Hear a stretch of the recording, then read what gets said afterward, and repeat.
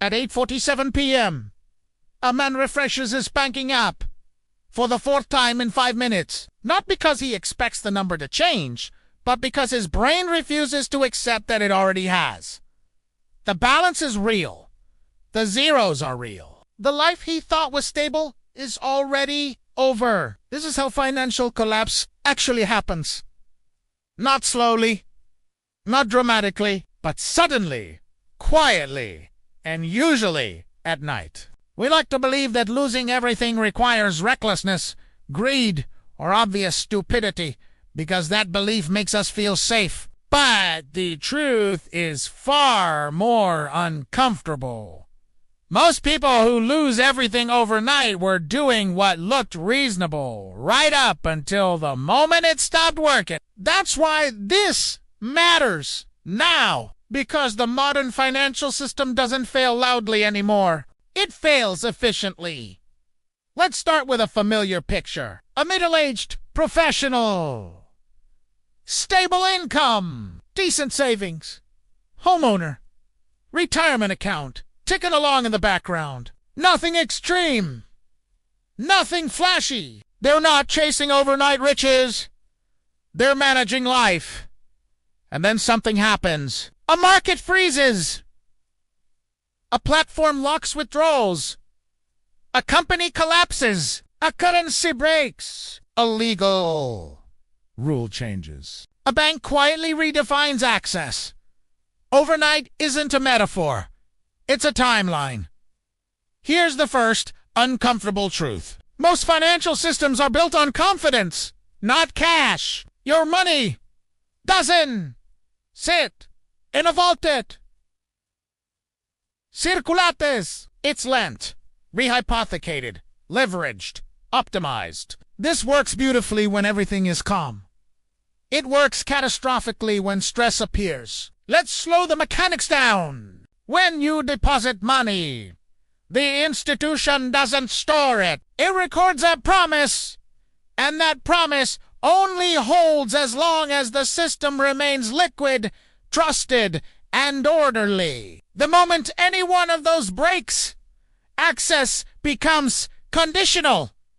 Not stolen, not gone, just unavailable, which functionally is the same thing. This is where people get confused. They think financial collapse looks like fraud or theft. In reality, it usually looks like a delay, temporary suspension, liquidity issue, processing backlog, regulatory review, language designed to reduce panic while time runs out. Now let's talk about leverage, because this is where overnight losses are born. Leverage is not inherently evil. It's everywhere. Mortgage, business loans, margin accounts, derivatives, even governments operate on it. Leverage magnifies outcomes. In stable periods, it feels invisible. In unstable ones, it accelerates destruction. Here's the math. People don't run. If you're leveraged 5-to-1, a 20% drop wipes you out. Not hurts you, erases you. And markets don't move politely during stress. They gap. They freeze. They overshoot. So when people say, I didn't have time to react, they're not exaggerating. The math simply didn't allow time. Now add correlation. Assets that appear diversified often aren't. Housing, stocks, private equity, crypto, venture, even jobs, all connected through credit conditions. When liquidity tightens, everything leans the same direction. Down. At the same time. This is where the illusion of safety collapses. People think they're diversified because they own many things. But if all those things depend on the same financial plumbing, they fail together. That's not diversification. That's concentration in disguise. Let's contrast public hype with reality. We're told modern finance spreads risk. In practice, it concentrates fragility. Efficiency removes slack. Optimization removes buffers. Speed removes reaction time. So when something breaks, it breaks everywhere. Simultaneously, there's also a psychological trap embedded in modern systems. Normalcy, bias, the belief that tomorrow will resemble yesterday because it always has. This is not stupidity. It's human wiring. But systems don't care about psychology. They only care about constraints. This is why warnings are ignored. Why signals are dismissed as noise. Why people stay exposed longer than logic suggests. Because exits feel unnecessary until they feel impossible. Now let's talk about the people who truly lose everything. Not the speculators chasing upside. The ones who trusted stability. Small business owners whose payment processors froze funds during investigations they didn't initiate. Employees whose stock-based compensation evaporated when a safe company imploded. Retirees whose pensions depended on assets that stopped being liquid exactly when withdrawals began. Families who were solvent on paper but illiquid in reality. Here's the cruel irony. The closer someone is to financial optimization, the more fragile they often are.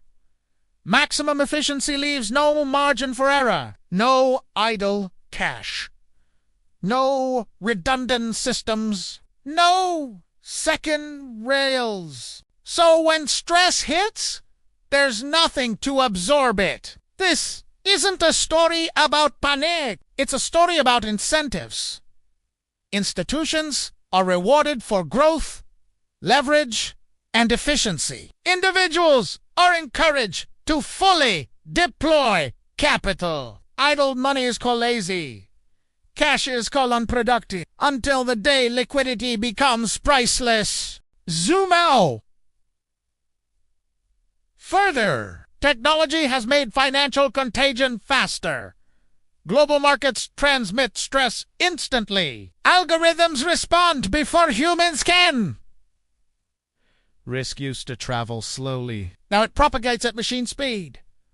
Overnight is no longer dramatic. It's standard. And yet, most people still plan as if transitions will be gradual. They imagine time to adjust. Warnings, meetings, options.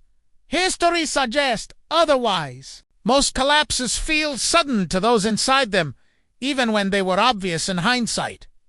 So what actually protects people? Not prediction, not intelligence, not confidence, structure, liquidity, low leverage, optionality, things that look inefficient in calm times,